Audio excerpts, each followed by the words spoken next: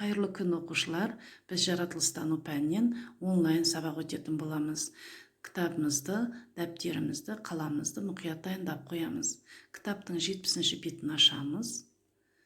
Сабақтың тақырыбы массаны қалай өлшейміз. Оқу мақсаты таразы түрлерімен танысатын боламыз бүгін, және заттың массасын өлшеп үйренетін боламыз.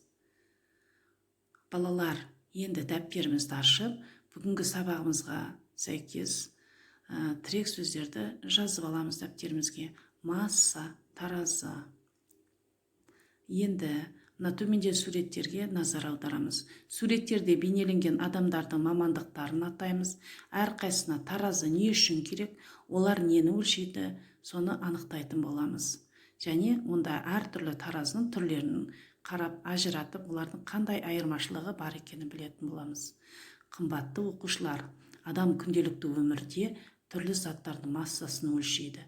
Мысалы, тамақ пісіргенде, тауар өндіргенде, сатып алғанда заттың массасын білуі керек.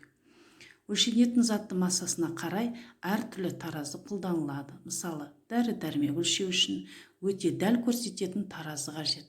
Ауыр жүк машиналерін, көкөніс салынған қаптар мен жеміс салынған жәшіктерді өлшеу үшін де арнайы таразылар пайдаланылады.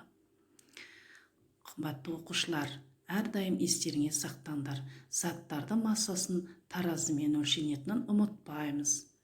Және дәптерлеріңді ашыңдар, мына сөздерді естеріңе сақтап жазып алыңдар.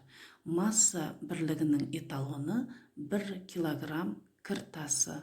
Ол Францияның Севр қаласындағы өлшемдер мен таразылар палатасында сақтаулы. Міне осыны біз дәптерімізге жазып аламыз да, және оны үнемі ұмытпайтын боламыз. Енді қымбатты оқушылар, мен сендерге үйге тапсырма зертханалық жұмыс берейін деп жатырмын. Қолда бар материалдардан таразы жасап көретін боламыз. Таразының түрлі затты өлшеп, массасын салыстырамыз. Олардың қайсысы ауыр екенін анықтайтын боламыз.